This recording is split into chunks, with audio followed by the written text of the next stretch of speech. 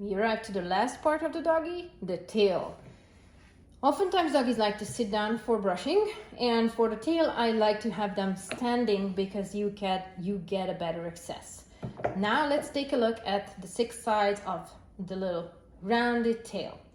Generally speaking, doggies have longer tails. So let's say this is the doggy's tail and we have loads of fluff. How do we brush that stuff? Brush that fluff out. We stretch out the tail, holding the bony part, not the hair. We are not pinching hair. We are holding the bony part to make it nice and straight and parallel with the back. And all the hair will fall down like this. So you can work with less hair at a time and brush the doggies 2 sides, top and bottom, and tip of the tail, and where the tail joins the rest of the body. So you go from the bottom of the hair and you work yourself up. If the doggy has long tail, you can start from the tip and work your way inwards, or you can start from here and work your way upwards and outwards towards the tip of the tail. It doesn't really matter.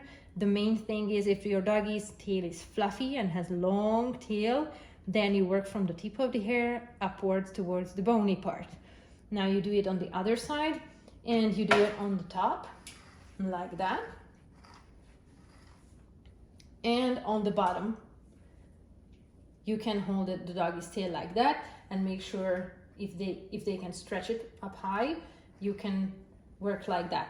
It helps if you go sideways whenever you are getting closer to the anus area, so you won't stretch the doggy by going too low, because it's hard to see how low you're going if you're working on the doggy from this angle, but it's easier to see if you are working from the sides and you still get the results you're looking for. It's super important to brush this bottom area.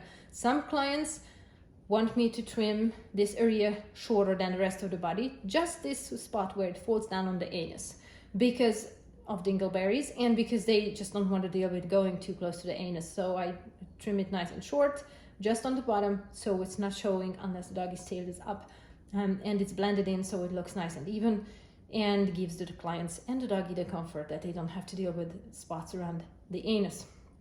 So we covered the 2 sides, the top, the bottom, and we need to work on the tail and where it joins the body. On the tail, you need to find the bony part, and whatever hair is left there, you're brushing from the tip of the hair towards the base of the hair up to the tip.